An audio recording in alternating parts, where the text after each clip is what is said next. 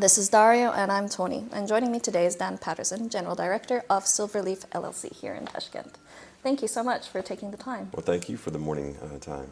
I just wanted to quickly dive in. Your family has quite a rich history with Uzbekistan, dating all the way back to the 60s and the 70s. That's right. What drew the initial interest to being here? So our family was in the cottonseed business, genetics, and so in 1977, my wife's grandfather came here on a program with the State Department that did a seed exchange, a germplasm exchange, trying to enhance the cotton productivity in the country. And you yourself first came here in 1994. Yes. And I can only imagine the drastic changes that you've witnessed the country undergoing in these last 30 plus years. It has been very significant. We were here in 94 and 95, and then our first return was 2018. Mm-hmm. So to see the progress between 1994 and 95 and 2018 was very dramatic, but not as dramatic as 2018 to the present. And what's the biggest changes you've seen in this short time from 2018 until now? I've seen a lot of investment in this country, and it's impressive what's happened here in Tashkent, but it's not just here. When you travel around the country, they've done a great job with the tourism and the preservation of heritage, because there's so much to see and look at the rich heritage here on the Silk Road. And you go to Khiva, you go to Bukhara, Samarkand, and see the actual Silk Road, some of the old madrasas, and just the rich culture that's here. So the preservation of that, the tourism, but the reinvestment that's come back into Uzbekistan by Uzbeks, but then the foreign capital that's come in here, it's been very significant. And you mentioned you came here again in 2018, and that's when you established Silverleafe. That's correct, Silverleafe in Uzbekistan. And why again the interest here for your sake within the industry here? We were very intrigued by President Mirziyoyev's address to the General Assembly of the United Nations in September of 2017, where he had pledged to eradicate forced and child labor from the cotton harvest. And back in 1994-95, this was an issue where we were looking at the modernization of Uzbekistan on the agro sector, and a lot of the things that we had proposed were not feasible at the time because it would create a lot of unemployment. And can you talk a little bit as to, you have a pilot program going on? That's right. So, with the leadership of the reforms on forced and child labor, President Mirziyoyev was successful in the eradication of these problems.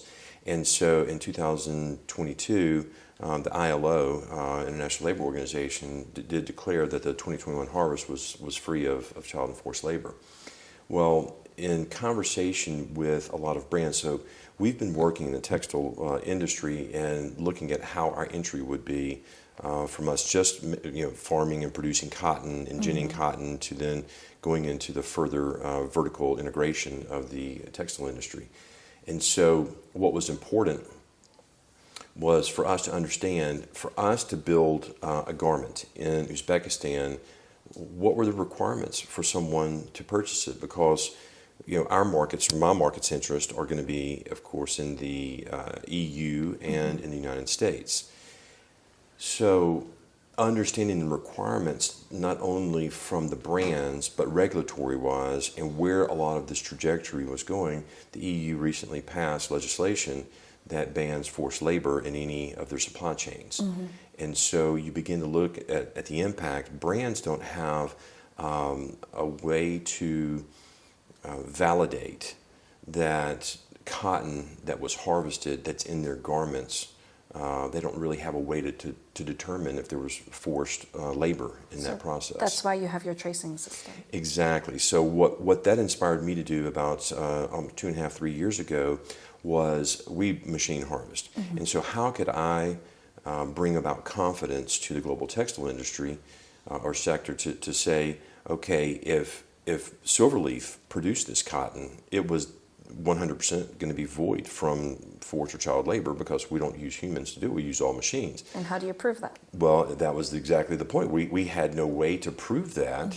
So and that's what inspired me to hire a team of engineers in the United States. And we worked several years to develop that technology, and then we tested it in the 2022 harvest and the 2023 harvest in Uzbekistan, Australia, and the United States.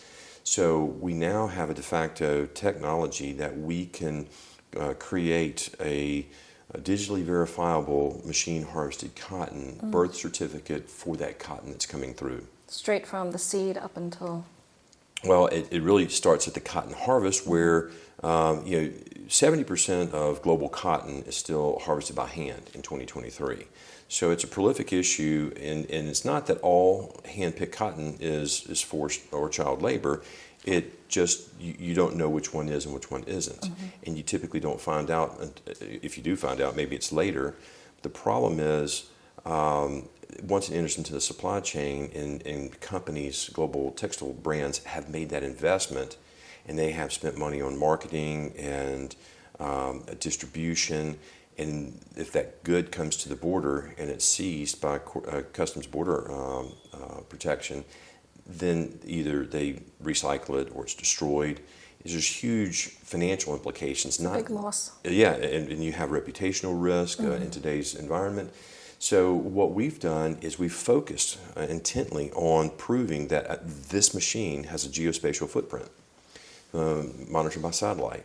And so we can prove that that cotton that came through that machine was actually harvested at a particular date, time, latitude, longitude, operator, field number, district. So it's mapped out on a grid. Everything is mapped out. So we have a physical mapping of this, so we can show how this cotton, where this cotton was harvested, and then we have a traceability solution from the field into the ginning complex, from the ginning complex into its baled cotton to sending it to the warehouses for spinning.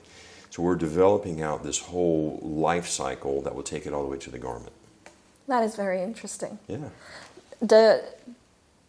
Does this technology have other uses or implications, perhaps in measuring volume output or even the quality of the cotton that's coming out? So that's a great question. We will be able to measure the volume of cotton. So these mass flow sensors look at the yield.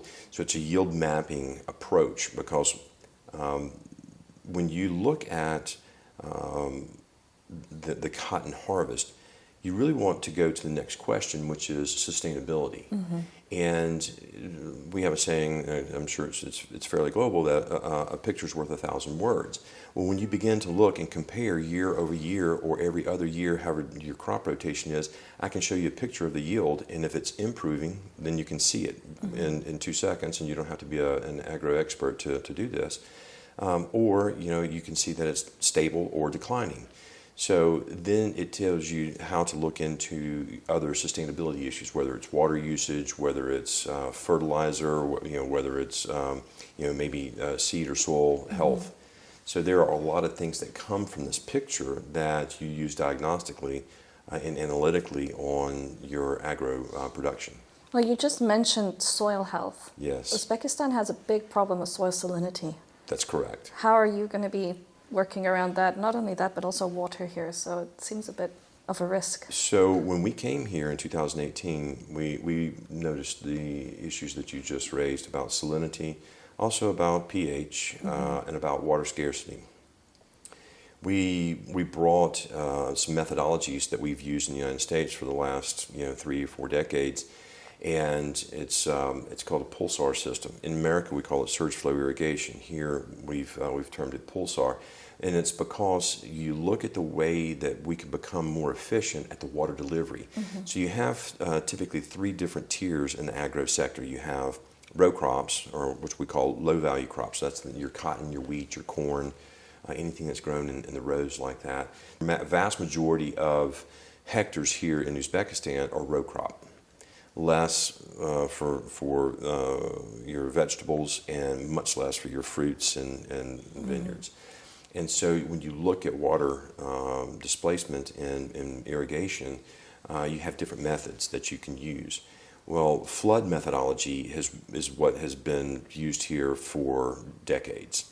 And that flood technology versus like a pulsar, there's a minimum of a 40% water savings. So pulsar can save maybe 4 deciliters for per hectare on cotton. That's a significant amount of a volume of water when you begin to look at the impact of how many hectares are in cotton, how many hectares are in wheat across this country.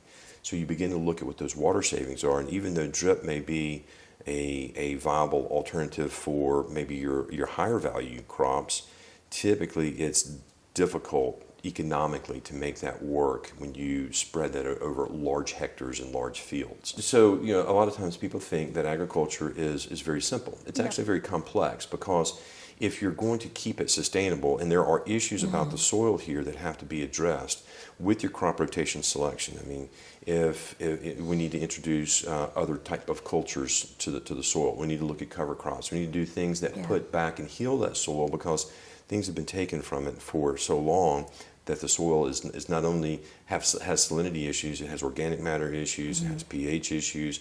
So, you have to have water saving devices, and a lot of the healing that we can put can be delivered through our systems, through our water and irrigation systems, through Pulsar. So it's a combination of looking at cultivation, looking at rotations, looking at irrigation. All these different methodologies have to go together. And the more you digitize this type of agro management approach, the better your analytics are, because then you can see clearly what works and what doesn't work. Agriculture is a lot different than manufacturing, because if I have a problem in manufacturing, I shut down my plant, I remedy the problem, and then I start it back up. If I have a problem in agriculture, I have to wait 1 year. You have to wait for the next cycle. That's right, and I'm guessing at what the problem was. So analytics and digitalization is what makes sustainable farming decisions and where you make your modifications, because you need this information so that you can be more analytical in your approach to fixing, identifying and then remedying the problem. Holding on to that thought is, you are one of the few that are taking this digitalization approach. How do we get other agricultural big sectors here, other big companies, to follow a similar approach and not just stick to the old methods? Because I feel like that's one of the biggest issues here. Well, we laid out a plan yesterday with the president about creating a master plan for agriculture. And I think this is very important, because when you create a master plan, you have a comprehensive and complementary strategy. So you're addressing all the issues from seed to cultivation, to irrigation, to harvest methodology, to the analytics. And so, the approach that I favor is with the John Deere partnership that we have signed, to be able to work with them, because they have the best digital analytics of any agro company in the world, and all of their systems work together. And so when we built our technology, we made it apply to John Deere's center so that we can complement their suite of digital ag programs. So it would be an add-on to that. That's right. But that would be quite expensive. Not everyone could afford John Deere tech. Well, that's right. So what happens is you can begin to look at cost versus price. So admittedly, John Deere is probably a little more expensive than other manufacturers, and other manufacturers are very good. So you have a lot of other agro equipment companies here. It's not saying that you don't use them, but you begin to look at how to integrate digital technology into your overall program, because you can buy on price, which is I'm going to go with the cheapest route, or I can look at my cost, which is if I don't make decisions about analytics and what's actually happening, then my cost may be later that I'm not sustainable as an operation. I'm looking at the long-term investment. That's right. So you have today's view of pricing, tomorrow's view of cost. And what is the cost? The cost is we look up in 10 years in Uzbekistan, and we're doing the same thing that we're doing today. And if we're doing the same thing that we're doing today, in 10 years, you may not have but another 10 years. Yeah. So we have to create change, but you can't create change if you're not using digital methodology, because you cannot manage what you do not measure. And you just brought up the part about job losses previously. And if more transition to using machines for harvesting, more digitalization, won't that, like Uzbekistan has a population of 37 million. Right. How's that going to affect the employment possibilities here? So when you begin to look at, that's a very good question, and it's brought up quite often about, when you begin to mechanize, what does that do to your manual labor market? And there's a big distinction in Uzbekistan versus a lot of other economies that have introduced textiles. A lot of times companies or countries will consolidate textile operation in the major metropolitan areas around the fringe of that so that they have people to work all the time. Well, if you create job loss in the rural areas, how do you replace jobs in the rural areas? And so you begin to look at, like we're going through the process right now of looking at a location for our spinning mill. Well, it's in our district. So if I have job loss in our district, which not all of your labor, typically your hand harvested is a lot of migratory labor. But if you're coming from our rural area, if we put a manufacturing facility there, then you have higher paying jobs. So you create the velocity of money within a local economy rather than extracting it out. So that's very important. That's one of the things that Uzbekistan has been very proactive in, is creating these local economic opportunities so that the cotton and the textile facilities are all in the same proximity, which is to be applauded because a lot of countries do it just the opposite. They eradicate the problem there, and then or jobs there, and they move it to the city where you still have this balance that you have an ecosystem of employment. And one of the things that we've done, it's even more on a social level. We want to be able to create economic models for the villages around our area that we touch and impact. So we've done a lot of research on sustainable financial models for the local municipalities. Like microeconomies. Microeconomies, and so one of the areas was I did a lot of research on the pavlonia trees here. We created our own open field nursery for cherries. And so I was working with Ming Chinar, which is a little small village that touches my farm. It's about 5,000 people. And when we came, there were very few municipal services there. There was no trash pickup. There was, they had water 2 hours a day, every other day. Drainage was terrible, and no street lights. A very, unfortunately, a very similar situation in a lot of different areas of Uzbekistan, the rural parts. So, what we did is we came in and we installed street lights. We came in and worked on the pump station, installed new motors and welded in new pipes. Problem was that the concrete cistern had a crack in it that we couldn't fix. And so we only have enough water that everybody has water every day for 4 hours a day. Well, that was much better than 2 hours a day every other day. So we've made progress there, but that type of municipality needs its own resources. Do you have any advice for other investors looking to enter into the market here? Yes, I would encourage other investors to not be afraid of coming to Uzbekistan. I think that if they come and embrace Uzbekistan, Uzbekistan will embrace them back. What you need to do is you must come, spend time in this local economy, learn about the different aspects of the sector that you want to participate in, and make decisions that are rationally based on the facts. So you need to speak to people that are operating. You need to understand what has changed, because a lot has changed here since 2018, and we will continue to make progress with reforms, initiatives in the coming decade. So I think it's very important to not be afraid to step into the Uzbek market, and it's evolving. So there are opportunities there in those different sectors, but depending on where you are, you need to make sure that you understand what some of the constraints, what are some of the obstacles, how they're being addressed by the government, how they're being addressed by the private sector, where you fit in that process. So you're yourself a part of that supply chain. That's right. Well, very optimistic outlook overall, and I'm looking forward to seeing the changes coming through in the cotton industry here. Well, we are as well. One of the big issues that we would like to see with my home market in the United States is the repeal of Jackson-Vanik amendment on Uzbek relations here.